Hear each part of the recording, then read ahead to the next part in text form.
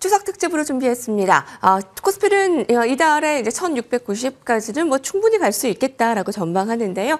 반도체 업종의 실적, 거기다 정부 정책에 대한 기대감으로 증시 다시 한번 가이드라인을 세워보도록 하고요. 전략들 나정원 NAT투자증권 책임연구원님과 함께 해보도록 하겠습니다. 안녕하십니까? 안녕하세요. 화려하게 마무리했던 9월의 불장, 10월에도 이어질 수 있을까? 먼저 좀 결론부터 끄집어내볼까요? 네. 이런 불장 추세 자체는 저희는 계속 이어질 거다라고 보고 있습니다. 우선은 가장 중요한 요인은 금리 인하 사이클이 시작된다는 점이죠. 오늘 아침에도 셧다운 우려가 반영이 되면서 오히려 이게 금리 인하의 추가적인 하락 인하의 요인으로 작용할 거다 하면서 10월 지금 페드 와치상의 금리 인하 확률은 100%입니다. 그러니까 10월에도 계속 금리 인하가 진행되고 12월에도 지금 한 88% 정도의 확률로 금리 인하가 단행될 거다라고 예상이 되고 있는데 네. 일단 이를 통해서 유동성이 공급된다는 게 첫 번째이고요. 미국의 지금 경제 상황을 보시면은 빅테크의 AI에 대한 투자가 계속 이루어지면서 2분기 GDP 성장률도 예초에 발표한 잠정치보다 더 높은 수치로 잘 나왔습니다. 그러니까 미국의 이런 빅테크 기업들이 AI에 대한 투자가 전반적으로 GDP 경제를 끌고 가고 있다라는 점에서 봤을 때 빅테크 중심으로 좀 미국의 주가 확장세 랠리는 좀 이어질 것 같다라고 저희는 생각하고 있고 가장 유망한 업종으로는 일단 IT가 조금 계속 갈 것 같다라고 저희는 생각을 하고 있는 그런 상황입니다. 그러니까 이어있는 증시 상승의 예견이네요. 금리 인하 기대감으로 인한 유동성 확인할 수 있고, 그 빅테크나 이런 AI 투자가 이어져 뭐 GDP는 뭐 견고하다. 이렇게 상승을 볼 수 있겠습니다. 그리고 그 다음으로 봤을 때 지수 우상향은 계속될 수 있을까라고 이제 얘기를 한다면, 네, 관세에도 불구하고 한국은 9월 수출이 역대 이제 최대였습니다. 지수 우상향에 도움이 되겠죠? 맞습니다. 일단 수출액 자체는 뭐 역대 최고치를 기록을 했습니다. 한 660억 달러 정도를 기록을 했는데, 물론 이제 추석이 원래 보통 9월에 있는데 10월로 넘어가면서 영업일 효과 때문에라도 조금 이렇게 잘 나온 경향이 있어서 일평균으로 봤을 때는 사실 마이너스였습니다. 네.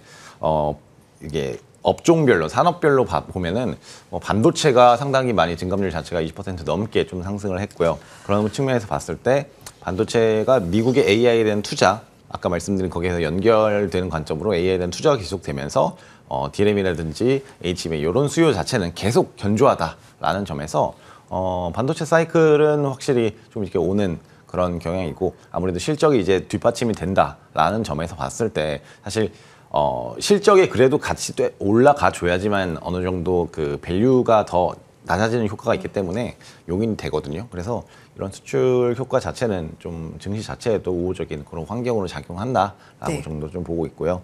품목적으로 봤을 때 반도체뿐만 아니라 그 외에도 보면은 뭐 바이오, 헬스, 선박, 화장품 이런 업종들도 상당히 수출 증가율 수치 자체가 잘 나왔어요. 그래서 수출 경기 자체는 좀 괜찮다라는 점에서 전반적인 코스피의 기업 이익 전망치 자체가 조금씩 더 상향이 되면서 더 높은 밸류가 좀 더 용인이 될 거다라고 저희는 생각을 해서 주가 자체도 지금 연말 수치를 조금 더 높게 보고 내년은 조금 더 높게 보는 그런 상황으로 보고 있습니다. 일단 연말로 봤을 때 NAT투자증권에서는 몇으로 보고 있는 거예요? 저희는 3,600포인트 정도를 보고 있고 내년 거는 아직은 저희가 전망 자체를 내놓지는 않았는데 그래도 3,600보다는 더 높은 수치 정도를 저희는 좀 말씀을 드리고 있어요. 정확한 수치는 좀. 그렇군요. 이제 올 연말보다 내년을 더 높게 보고 있습니다. 맞습니다. 자, 어떤 게 갈까라는 부분에 대해서는 AI 반도체 쪽을 얘기를 해주셨는데요. 사실 AI 반도체가 이제 고점 논란, 뭐 거품 논란에도 불구하고 계속 뭐 견고한 모습을 나타내고 있습니다. 그러면 좀 더 확산 효과를 보도록 할까요? 뭐 소프트웨어나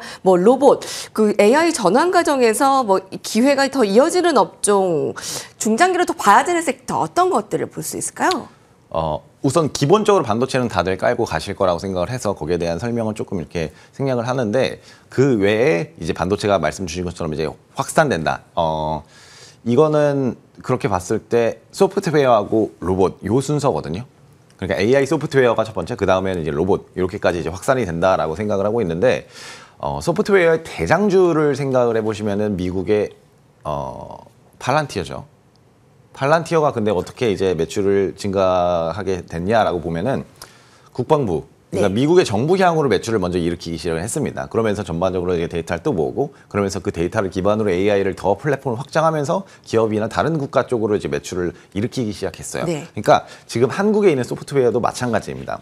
한국에 AI 소프트웨어 볼 게 없다라고 말씀하시는 분들도 많은데 당연히 미국 대비의 경쟁력은 낮죠. LLM 같은 경우. 근데 이제 한국에는 이제 한국의 독자적인 그런 인터넷 산업이 좀 발전하는 그런 경향이 있어서 한국도 뭐 네이버라든지 뭐 LG라든지 그런 기업들이 만들고 있는 AI를 기반으로 요게 나중에 향후에 정부 쪽으로 이제 매출을 일으킬 수 있다. 정부가 공공기관에서 AI를 사용을 생각보다 좀 많이 하고 있거든요. 그런 관점에서 봤을 때 AI 소프트웨어 쪽에서 뭐 네이버라든지 뭐 LG CNS라든지 이런 종목 쪽이 좀 갈 수 있다라고 생각을 하고 있고, 그 이후에 이제 정부가 추진하는 그 AI 정책 중 가장 대표적인 게 이제 AX라고 합니다. 그 AI 트랜스포메이션이라고 하는데, 네. 그러면서 AI를 이제 제조업에도 조금 이제 반영시키려는 그런 모습이 나타나고 있어요. 그래서 로봇에 대한 규제를 좀 완화시켜준다든지, 아니면 뭐 자율주행에 대한 그 실험할 수 있는 규제 자체를 완화해준다든지, 이런 기조로 가면서 전반적으로 AI가 단순히 그냥 소프트웨어에만 적용되는 게 아니라 피지컬 AI 시장에도 좀 네. 이게 적용이 될 수 있다라는 점에서 봤을 때 저희는 내년도에 좀 유망한 그런 업종으로는 반도체 당연히 가고 가지만 AI 소프트웨어 그리고 로봇 이렇게까지 저희는 좋게 보고 있는 상황입니다. 반도체 중심적인 것은 이미 좀 깔고 간다라고 했고요. AI 소프트웨어나 뭐 그리고 아까 네이버도 말씀해 주셨지만 그와 관련한 피지컬 AI 쪽도 내년까지 좀 끌고 가는 전략으로 함께 하시면 될 것 같습니다. 그 비중을 봤을 때요, 포트폴리오 전략에 반도체를 가지고 간다면 그 나머지 최근에 떠오르고 있는 게 이제 중국 관련주입니다. 한국은 장기 연휴에 돌입하고요. 자, 그리고 이제 중국은 단체 관광 무비자 허용으로 관련주가 유망하다라고 지난번 출연에도 언급해 주셨거든요. 그리고 이미 좀 많이 오르기도 했습니다. 네, 여기서의 뭐 추가 전략을 좀 더 세워주신다면 어떠세요? 그리고 구체적으로 호텔 렌터, 화장품, 음식료 중에 뭐 딱 어떤 좀 우선순위 섹터를 좀 뽑아주신다면 어떻고요? 우선 마지막 질문에 답변을 드리자면은 저희는 호텔, 렌터, 화장품 뭐 장기적으로 봤을 때는 다 좋은데 그 중에서 굳이 단기적으로 이번 달만 보자라는 점에서 봤을 때는 저희는 호텔, 카지노 업종을 좀 유망하게 보는 그런 상황입니다. 우선은 지금 단기적으로 봤을 때 가장 큰 모멘텀은 있는 중국인의 대규모 인바운드 숫자이기 때문에 그런 효과를 가장 크게 수혜를 누릴 수 있는 거는 호텔, 카지노 이런 업종이다라고 생각을 하고 있고, 대부분의 종목들이 되게 많습니다. 뭐 파라다이스도 있고 롯데관광개발도 있는데 전반적으로 또 전반 앱종 자체가 좀 우호적이다라는 판단을 하고 있어서 우호적으로 보고 있고, 말씀드린 것처럼 10월달 자체에는 인바운드 숫자가 좀 전반적으로 계속 늘어날 거다라고 생각을 하고 있습니다. 앞서 말씀드린 뭐 중국인 무비자 그리고 중국의 뭐 국경절 네. 이런 효과가 일단 가장 크게 나타난 게 이게 10월달이기 때문에, 그리고 추석도 있어서 뭐 중국인들이 많이 올 것 같습니다. 네. 그런 효과가 있는 거에다가 플러스 이 숫자가 좋으면은 이 좋은 숫자 자체는 이제 11월 달에 데이터가 발표가 되거든요. 카지노에서 이제 드랍액이라든지 뭐 많이 이제 회전율이라든지 그런 숫자가 좀 우호적인 게 11월 달에 발표되면은 그때까지는 저희는 이 카지노 이런 관련 그 주가 흐름 자체는 좀 우호적이다라고 보고 있고, 뭐 그 외적으로도 중국 외적의 지역에 있는 사람들도 뭐 한국 소프트 파워 이것 때문에라도 많이 한국에 방문하고 있는 상황이라서 일단 10월까지는 저희는 네. 인바운드 관련된 업종을 좀 우호적이다라고 네. 보고 있습니다. 주요하게 봐야 하는 이슈겠네요. 예. 그래서 그 10월에는 그 인바운드 안에서 호텔과 카지노 쪽을 가장 좀 주요하게 보시고요. 자, 이제 추석 이후에 그 전략 좀 세워보려고 하는데요. 상법 개정에 대한 그 효과 정말 어느 정도일까 너무 이제 궁금합니다. 그리고 어제 보니까 외국인 기관들은 사는데 역시 개인들은 추석 연휴 전에 팔고 가자라는 이제 심리가 강하네요. 그 이후에 좀 전략들 좀 구체화해 주세요. 네. 우선 상법 개정안 얘기를 주셨는데, 상법 개정안이 조금 지연이 되고 있는 그런 상황이죠.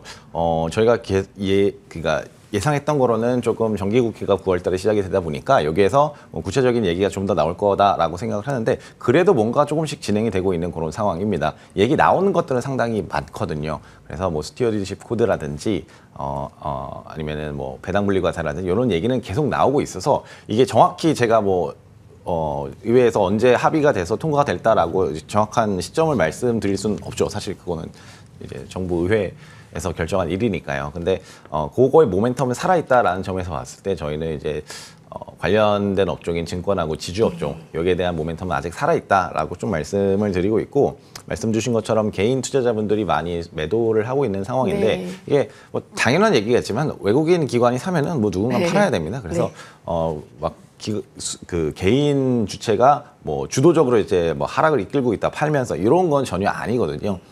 그냥 외국인들이 더 많이 사니까 외국인들 수매수가 더 시킨다 정도로 좀 보시면 될 것 같아서 이렇게 수급에 대해서는 사실 크게 이렇게 걱정할 네, 거는 없는 그렇군요. 거다라고 생각을 하고 있고 전략 좀 여쭤볼게요. 그러니까 반도체와 그 중국 관련주 그리고 증권 지주 아까 상법개정과 관련해서 또 조선과 방산도 사실 그 다 레포트에 녹여져 있더라고요. 맞습니다. 그 부분도 궁금하고 지금 실시간으로는 환율도 궁금하시는 분들도 있고 또 어떻겠습니까?